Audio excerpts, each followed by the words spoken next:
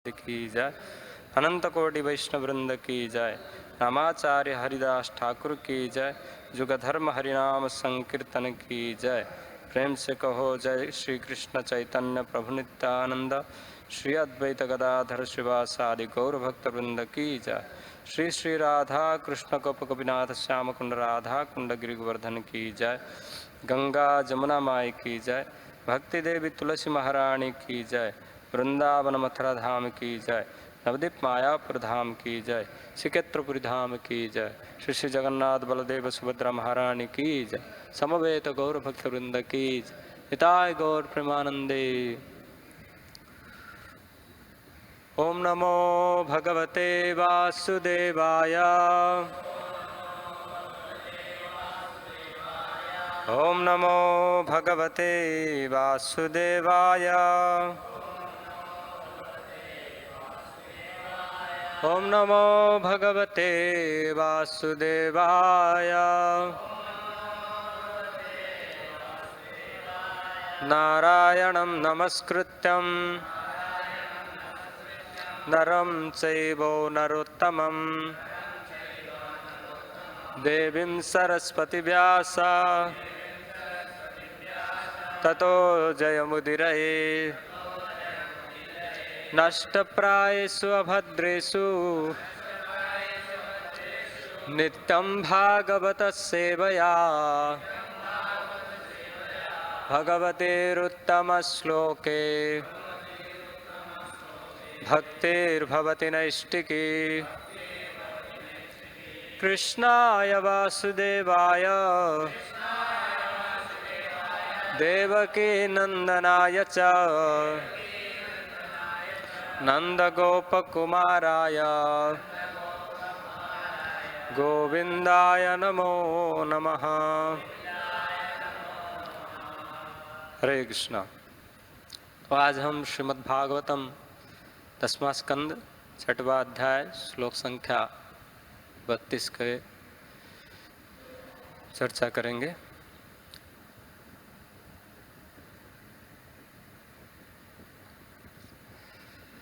ननु भर्तर्षि संज्ञातो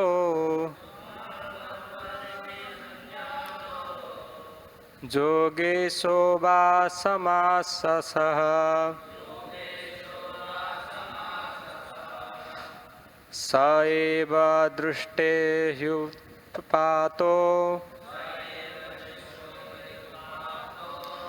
यदा हानाकदुन्दुभिरग्रजातं सहगणा रघुनाथं वितं त्वं सजीवं साद्वैतं सावधूतं परिजनसहितं कृष्णचैतन्यदेवं श्रीराधा कृष्णपादां सहगणा ललिता श्रीविशाखानितं स नमो विष्णुपादाय कृष्णपृष्ठाय भूतले श्रीमते भक्तिवेदांत स्वामीति नामिने।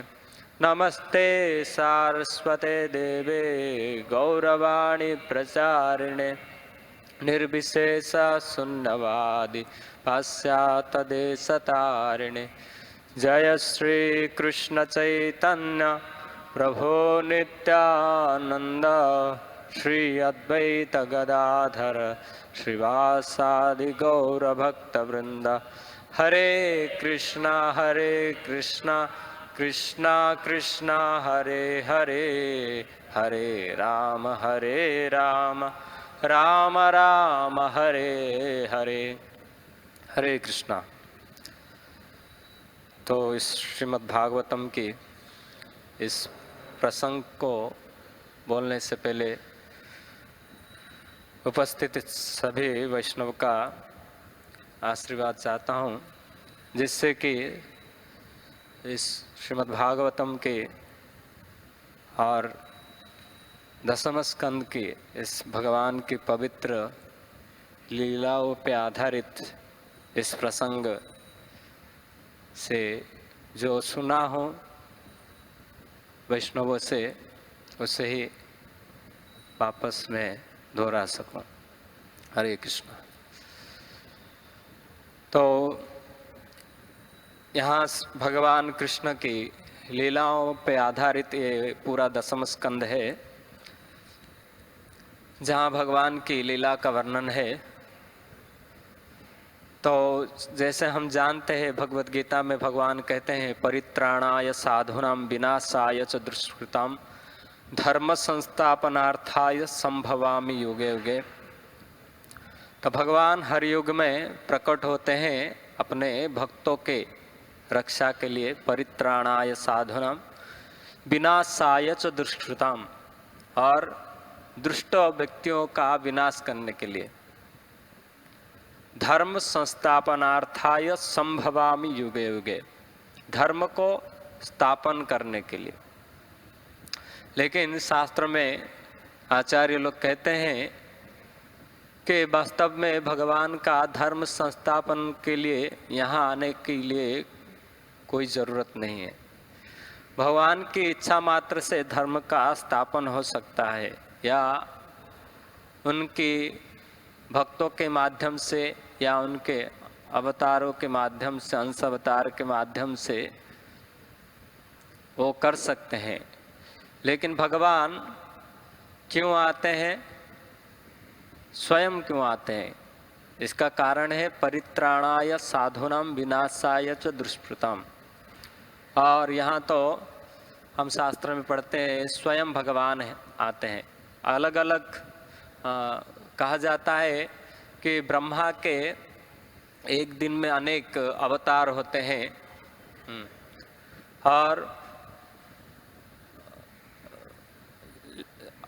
और अनेक युग, अनेक मनवंतर, 14 मनवंत आता है, और 14 मनवंतर में अनेक अवतार होता है भगवान का। लेकिन चैतन्य चरितामृत में कहा गया है अष्टाविंश चतुर्युगे द्वापर रस से, 28वें चतुर्युग के द्वापर के अंत में, और स्वयं भगवान कृष्ण आते हैं। और क्यों आते हैं ना, कहा जाता है कि स्वयं भगवान, चैतन्य चरितामृत में ही वर्णन मिलता है। कृष्णदास कविराज गोस्वामी कहते हैं कि ब्रजेजे बिहरे कृष्ण, ब्रजेजे बिहरे पूर्वे कृष्ण बलराम, कोटि चंद्र सूर्य जिणी मोरो निज धाम। तो स्वयं भगवान कृष्ण बलराम ही इस जगत में आते हैं। तो इसी प्रकार द्वापर के बाद जैसे कलयुग आता है तो कहते हैं वहाँ के से दुई जगत रे होइया सदय, गौड़ देशे पूर्व शैले हैल उदय। के दोनों भाई किस लिए आते हैं ना, से दुई जगत रे होइया सदय, सदय यानी कृपा करके, भगवान भक्तों के ऊपर कृपा करके ही इस जगत में आते हैं। और गौड़ देश से पुष्पवंते होइल उदय, ये स्वयं भगवान जिस पे चैतन्य महाप्रभु आए गौड़ देश में, ऐसे ही द्वापर युग के जो 28वें द्वापर युग में, 28वें चतुर्युग के द्वापर के अंत में आए भगवान कृष्ण। द्वापर रस से ब्रजे जे बिहरे कृष्ण स्वरूप प्रकाश है, कि ब्रज में स्वयं कृष्ण विहार करते हैं अपने स्वरूप बलराम जी के साथ। इसलिए कहते हैं ब्रह्मांड प्रकाश तार कृष्णेर इच्छाए, एक ही स्वरूप तार नाही फिर न काय।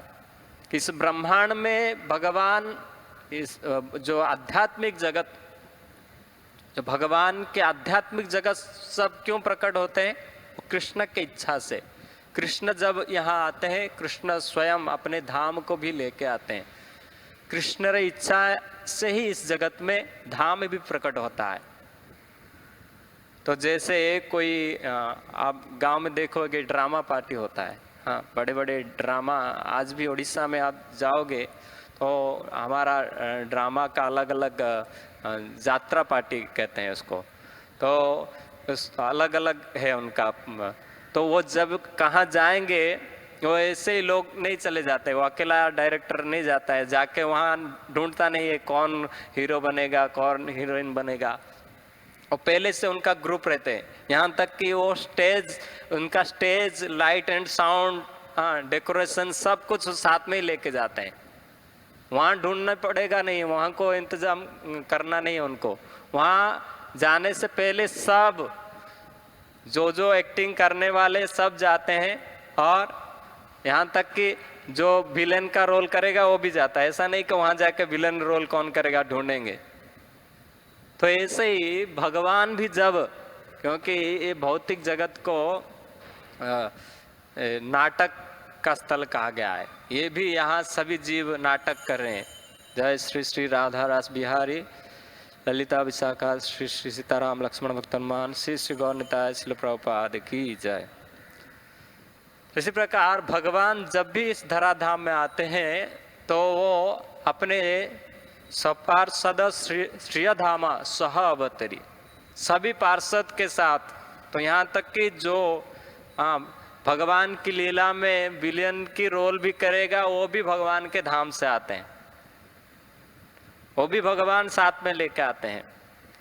और इसलिए वो सभी दिव्य पुरुष होते हैं, साधारण व्यक्ति नहीं है। क्योंकि वो भगवान की, मैं बृहद भागवतमृत का एक लेक्चर सुन रहा था, एक भक्त कह रहे थे कि भगवान जो लीला यहाँ मत्स्य जगत में आकर भू वृंदावन में करते हैं वही लीला सभी गोलक वृंदावन में चलता रहता है। ये पूतना वध, कालिया दहन, ये सभी लीला हर दिन भगवान अलग अलग लीला करते हैं, और वो लीला चलता ही रहता है। तो कहते हैं कि तो भक्त लोग को तो याद रहेगा ये लीला हुआ था, लेकिन कहते हैं कि वहाँ भगवान की योग माया के शक्ति से वो भक्त लोग वो लीला खत्म होने के बाद फिर भूल जाते हैं, फिर से भगवान वही लीला करते हैं, फिर भक्त लोग वही आनंद पाते हैं। तो भगवान इस जगत में आते हैं तो शास्त्र कहता है कि अनुग्रहाय भक्तानां मानुषी तनुमाश्रितम भजते सादृशा क्रीडा स श्रुत्वा तत्परम भवे, कि अपने भक्तों को अनुग्रह करने के लिए भगवान इस जगत में जो भी लीला करते, अनुग्रहाय भक्तानम, अपने भक्तों को अनुग्रह करते हैं। और कैसे आता है? मनुष्य तनुमाश्रितम,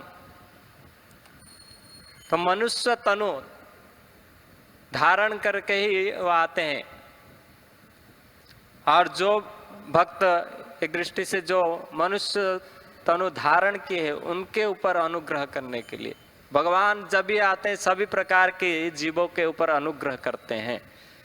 तो अगर भगवान इस जगत में मनुष्य शरीर में भी आते हैं तो भगवान गीता में कहते हैं जन्म कर्म च मे दिव्यम जो मे वेति तत्वतः तत्वा देह पुनर्जन्म नैति मामेति स्वार्जुना।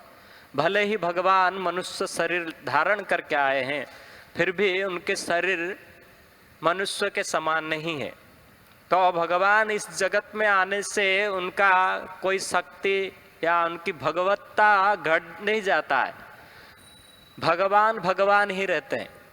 इसलिए भगवान इस जगत में अपने धाम अपने परिकर को भी लेके आते हैं तो भी वो परिकर भगवान की परिकर ही रहते हैं, उनमें कोई बदलाव कमी नहीं आता है कि भगवान की इच्छा से ही सभी इस जगत में आते हैं। तो जैसे भगवान की धाम है, हाँ जैसे ब्रह्मा जी वर्णन करते हैं कि भगवान की जो गोलोक धाम है वो कैसे है?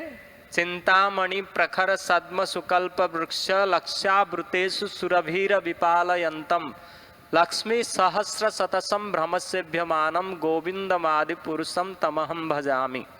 कि भगवान की जो धाम है वो चिंतामणि पत्थर से बना है। तो इसी प्रकार भगवान की धाम जब इस धराधाम पे अवतीर्ण होता है उसकी महिमा और इसकी बनावटी में कोई कमी नहीं आता है। वो इस धराधाम पे आने के बाद भी उसका स्वरूप वही बना रहता है। लेकिन हमारा दृष्टिकोण जो है, हम इस जड़ जगत में जड़ शरीर धारण करके जड़ वस्तुओं को ही हम देख सकते हैं। इसलिए हम उस चिन्मय वस्तु को भी देखने से हमको क्या लगता है, जड़ है। तो लेकिन शास्त्र कहता है, चैतन्य चरितामृत में बताया गया है कि भगवान की धाम इस भौतिक जगत में आने पर भी वो कैसा है, कि चिंतामणि मय भूमि कल्प वृक्ष बना, कि स्वयं वो चिंतामणिमय भूमि है और कल्प वृक्ष बना है, कि चर्म चक्षु देखे तारे प्रपंच रे समा। जब ये चर्म चक्षु देखता है, ये चमड़े का चक्षु होने के कारण वो भी उसको उसी प्रकार ही देखता है। जैसे कोई व्यक्ति पीला चश्मा पहनेगा तो जगत उसको पीला लगेगा, काला पहनेगा तो काला लगेगा।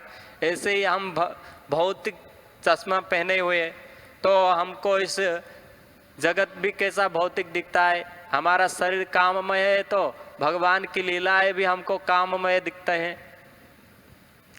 लेकिन फिर भी भगवान की लीला जो है दिव्य है।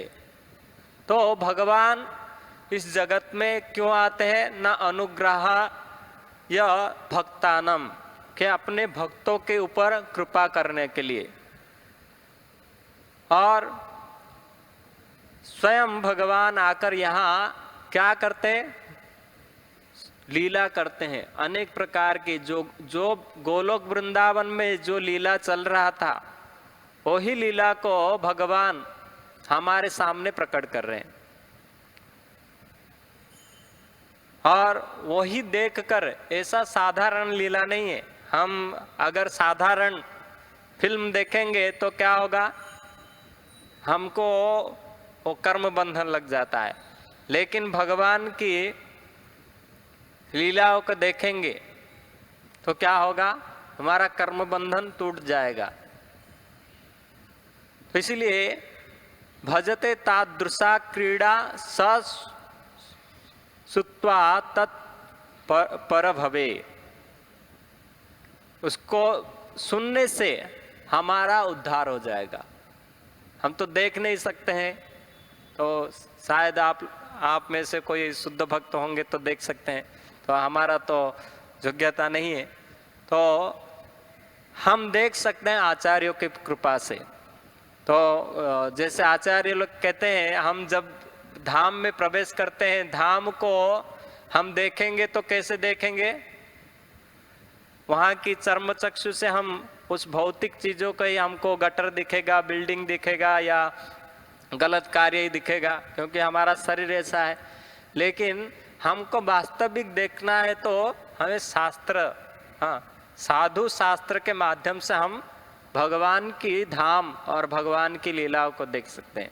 यही हमारा एकमात्र योग्यता है कि हम साधुओं के द्वारा, क्योंकि हम सब धृतराष्ट्र है। जब तक संजय दिखाए नहीं, महाभारत की देख के वो सुनाए नहीं, तब तक वो नहीं देख सकते हैं। हम सब भौतिक दृष्टि से अंधे हैं, हम आध्यात्मिक दृष्टि से अंधे। भौतिक दृष्टि हमारा अच्छा है, लेकिन संजय जैसे उनको वेद व्यास के कृपा से दिव्य दृष्टि मिला था, आध्यात्मिक दृष्टि मिला, जिसे वो महाभारत देख पाए, ऐसे ही हमें जो वेद व्यास जी के कृपा से क्या मिला है, शास्त्र चक्षुषा। तो ये शास्त्र चक्षुषा से हम शास्त्रों के माध्यम से भगवान की इन लीलाओं को देख सकते हैं, समझ सकते हैं, और यही हमारा महौषधि है। तो भगवान इस जगत में हमारे ऊपर सदैव होकर, करुणा हो करके प्रकट होते हैं, जीवों के उद्धार के लिए। उनके जितना भी लीला है वो भक्तों को आनंद देता है, अभक्त के लिए ये समझ से परे है। अभक्त अगर सुनेगा कि एक छोटा सा बालक वो पूतना का दूध पी के मार दिया, तो उसके सोच से परे है, वो बोलेगा ये बकवास है। वो सुनेगा कि भगवान ने सकट को अपने पैर से, हाँ, इतना बड़ा छोटा सा बच्चा सकट को लात मारा और सकटासुर का वध कर दिया। ये सब सुनेगा तो उनके लिए ये काल्पनिक है। इसीलिए बहुत से नेताएं हैं वो जैसे कहते हैं राम से तो ये तो काल्पनिक है ही नहीं कुछ, तो ऐसे मूर्खों लोग के लिए ये नहीं है। तो भगवान भगवत गीता में भी कहे कि भक्तों सी में सखा चेती, कि मैं इसलिए आपको बता रहा हूं कि तुम मेरे भक्त हो। तो भगवान की ऐसे लीलाओं को समझने के लिए भक्त बनना जरूरी है, भगवान की प्रेमी होना जरूरी है। तो जब भगवान से जो व्यक्ति प्रेम करते हैं वही समझ सकते हैं। तो यहाँ जो भगवान की चिन्मय लीलाओं का श्रीमद् भागवतम में वर्णन मिलता है 10वां स्कंद में, तो 10वां स्कंद से पहले भगवान की कितने महिमा बताया गया, उसके बाद 10वां जो भागवतम के अंतिम में भगवान की गूढ़ लीलाओं को वर्णन किया जा रहा है। क्योंकि जब तक हम भगवान की भगवत्ता को नहीं समझ सकेंगे तब तक हम भगवान की ये दिव्य लीलाओं को हमारे लिए क्या है वो आश्चर्यजनक है। इसलिए भगवान की भगवत्ता को समझना बहुत जरूरी है। इसलिए यहाँ जो भगवान आए हैं इस जगत में भक्तों के ऊपर अनुग्रह करके, तो कहते हैं प्रेमे नेत्र देखे तारे स्वरूप प्रकाश, गोपो गोपी गणे जहा कृष्णेर विलास। कि भगवान इस धराधाम में ब्रज में आए और अपने संगी गोप और गोपियों के साथ मिलकर यहाँ लीलाएं किए। तो जितने भी भगवान की भक्त है वो भगवत पार्षद है। तो यहाँ जो इस श्लोक में कहा गया है, नंद महाराज तथा अन्य ग्वाले चिल्ला पड़े मित्र जान लो कि अनक दुंदुभि अर्थात वसुदेव बहुत बड़ा संत या जोगेश्वर बन चुका है, अन्यथा वह इस उत्पात को पहले से कैसे देख सकता था और हमसे इसकी भविष्यवाणी कैसे कर सकता था। तो पूर्व अध्याय में हम पढ़ चुके हैं कि किस प्रकार जब नंद महाराज मथुरा गए और वसुदेव से भेंट हुआ, वहाँ मुलाकात होने के बाद वसुदेव उनके हालचाल पूछे, उनके कुशल मंगल पूछे। हाँ, उन्होंने कहा कि जहाँ तुम अभी रह रहे हो वहाँ के रहने का जगह जो सुविधाजनक है कि नहीं, नदी है कि नहीं, हाँ, वनस्पति है कि नहीं, फल फूल है कि नहीं, पशुओं के लिए रहने लायक है कि नहीं, से अनेक प्रकार के उनके कुशल मंगल पूछा। और फिर क्योंकि कहा जाता है कि जो ब्राह्मण होते हैं, हाँ, बहुत प्रखर बुद्धिमान होते हैं और उनसे थोड़ा कम बुद्धिमान क्षत्रिय होते हैं और उनसे और कम बुद्धिमान वैश्य होते हैं और उनसे भी कम बुद्धिमान शूद्र होते हैं। तो यहाँ जैसे प्रभुपाद जी तात्पर्य शुरू होते ही लिखते हैं कि इस श्लोक में क्षत्रिय तथा विचार वैश्यों का अंतर प्रकट होता है। क्योंकि एक दृष्टि से वसुदेव राजकीय कार्य में थे, वो राजा के आसपास ही रहते थे, तो जिसके कारण वो बुद्धिमान भी थे और कंस की कारागार में रहते हुए भी उन्होंने देख सकते थे कि कंस किस प्रकार प्रयत्न कर रहा है। क्योंकि जब योग माया दुर्गा देवी उनके हाथ से छूटकर चले गए और कहे कि तुम्हारा मारने वाला और कहीं जन्म ले चुका है, तो उसने पता लगाने के लिए अपने सैन्य सामंत को सक्रिय कर दिया था, जिसके कारण ये चौकने हो गए थे। यहाँ तक कि वसुदेव की कुछ गुप्तचर भी थे जो बीच बीच में आकर उन्हें बताते थे कंस के हालचाल। तो इसके कारण वो जान पा रहे थे कि आगे जाके जहाँ भी नवजात शिशु जन्म हुए हैं वहाँ के लिए खतरा है। तो इसके कारण उन्होंने जब वसुदेव से अंतिम विदाई लिए, उन्होंने कहा, तो कहते हैं कि वसुदेव ने नंद महाराज को कहा, हे मेरे भाई, अब तुम अब तो आपने कंस के वार्षिक कर चुका दिए हो और मुझसे भी भेंट कर लिए हो, अतः इस स्थान पर अब अधिक दिन मत रुको, गोकुल लौट जाओ।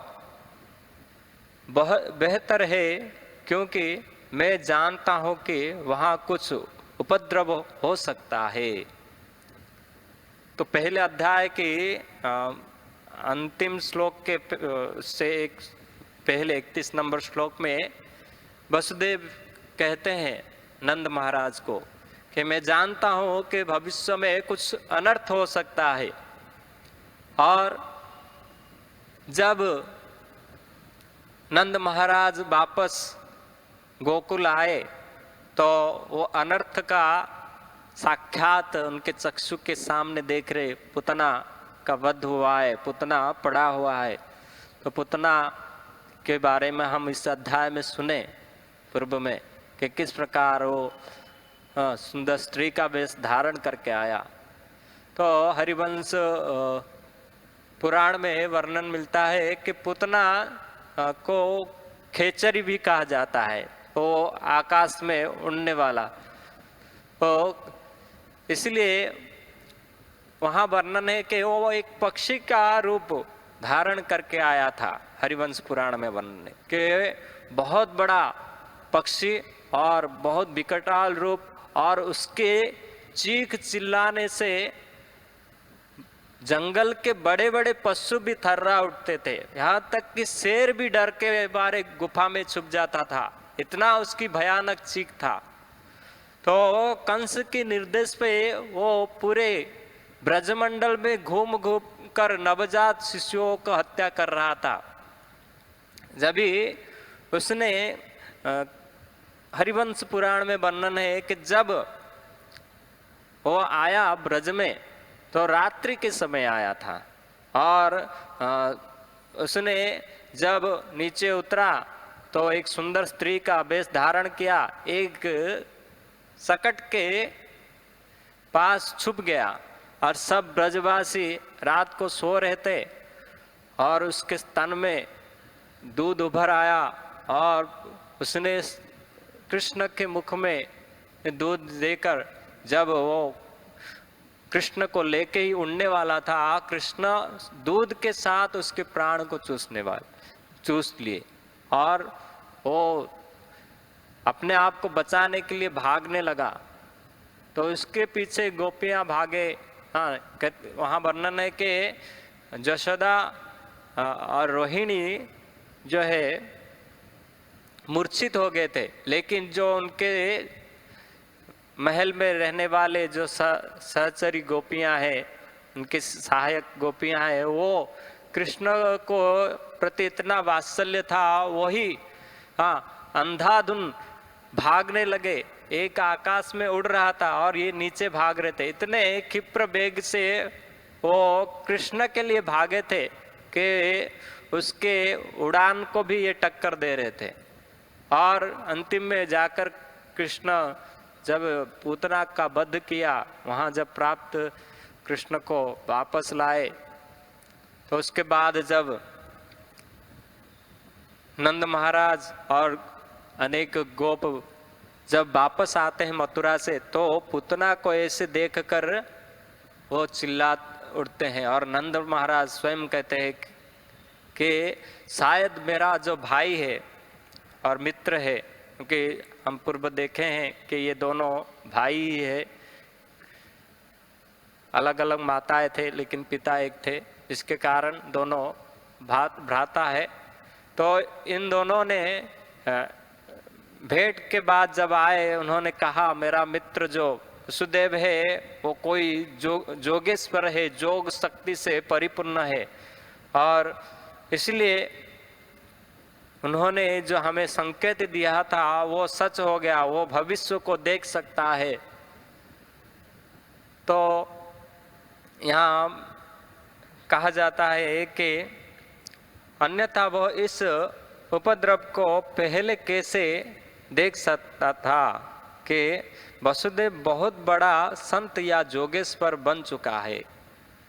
तो स्वाभाविक बात है कि शास्त्र में वर्णन है कि अल्प भाग्य कौने दास करे नाही भगवान, कि किसका अगर कम भाग्य है तो वो भगवान की दास हो नहीं सकता है। जो बहुत बड़ा भाग्यवान है, जिसके ऊपर भगवान की अनुग्रह है, वही भगवान की दास बन सकता है। और पिता का तो कहना ही छोड़ो। हो और शास्त्र कहता है कि कृष्ण नाम भजे जे जना असाध्य साधन करे से जना, कि जो व्यक्ति भगवान की नाम लेता है वो असाध्य साधन को भी कर सकता है।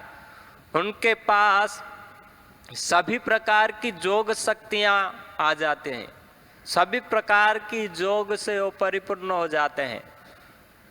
वो इच्छा मात्र से अष्टांग जोग साधन में अलग अलग अणिमा, लघिमा, तृप्ति, वशीयता, ऐसे अनेक अष्ट सिद्धि है।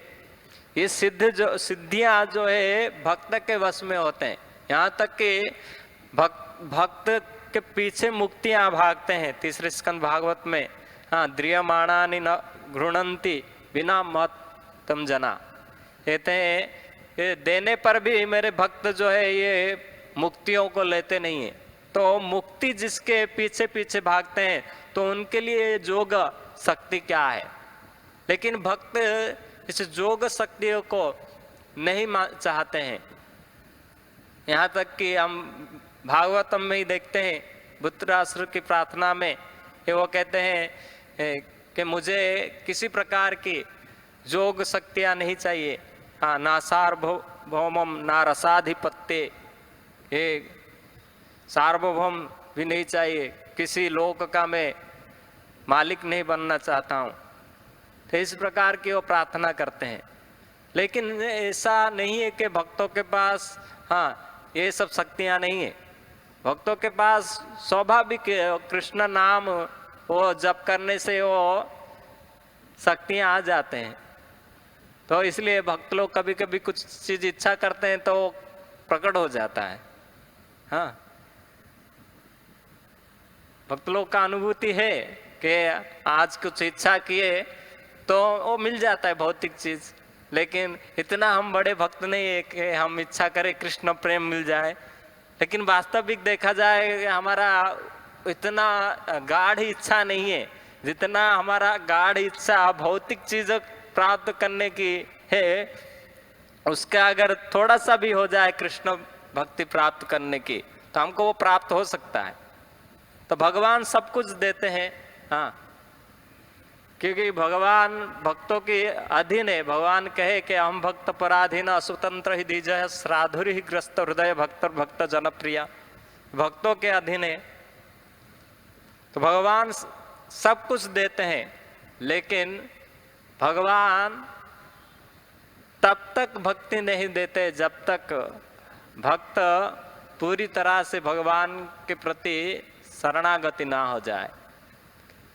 इसलिए सब कुछ हमें मिल सकता है, अष्ट सिद्धि नवनिधि, यहाँ तक कि भगवान की भक्त में यह शक्ति है कि वो अष्ट सिद्धि नवनिधि दे सकते हैं। जैसे हनुमान चालीसा अष्ट सिद्धि नवनिधि के दाता, वो हनुमान जी दे सकते हैं। ऐसा वर दिह जानकी माता, हनुमान जी को जानकी माता ने वर दिया कि तुम भी दे सकते हो अष्ट सिद्धि और नवनिधि। तो भगवान के जो भी भक्त है तो वो तो दास भक्त थे हनुमान जी, यहाँ तो स्वयं पिता है भगवान की, तो उनके पास ऐसा ना हो नहीं सकता। लेकिन यहाँ प्रभुपाद वर्णन करते हैं तात्पर्य में कि ये क्षेत्रीय तथा बेचारे वैश्यों का अंतर को प्रकट करता है इस श्लोक।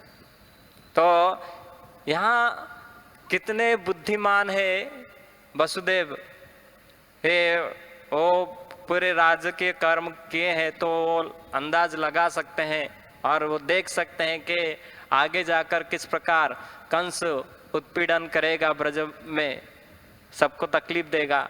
लेकिन वही बात जब इनको कहा और इन्होंने आकर उसी दृश्य को जब इस ब्रज में वही दृश्य को जब देख रहे, इतने सरल व्यक्ति है, वो नहीं सोचे कि ये कंस का कुछ प्लान है, वो कुछ उत्पाद कर रहे रक्षा से, लेकिन इतना सरल हृदय है नंद बाबा का, वो तो सोच लिए कि ये तो हाँ चमत्कार है, वसुदेव ने पहले ये भविष्यवाणी किया था वो सत्य हो गया, लगता है वो कोई महान पुरुष है, कोई बड़ा संत है और जो जोग शक्तियों का मालिक है, इसने पूरा भविष्य देख लिया। हाँ, तो हम यहाँ मंदिर में भी कुछ सरल भक्त हैं, तो उनको पता नहीं क्या मैनेजमेंट में कुछ क्या हो रहा है, लेकिन मैनेजमेंट वाले को पता है मंदिर में क्या चल रहा है, वो आके बोल दे आपको आगे जाके ऐसा होने वाला है। तो जो थोड़ा मैनेजमेंट दिमाग है, जिसको क्षेत्रीय दिमाग है, वो पता लगा देगा कि क्या चल रहा है, मंदिर का वातावरण क्या है और ये हो सकता है। लेकिन जो सरल स्वभाव का भक्त है, हाँ वो तो सोचेगा हाँ ऐसा वो प्रभु जी बोले थे ऐसा और ऐसा ही हो गया, हाँ उसके लिए तो चमत्कार है ना। तो ऐसे ही नंद महाराज यहाँ जो इतने सरल है, क्योंकि हम देख सकते हैं एक प्रभाव भी है गांव और शहर का। शहरी व्यक्ति चालाक होते हैं, गांव के व्यक्ति सरल होते हैं।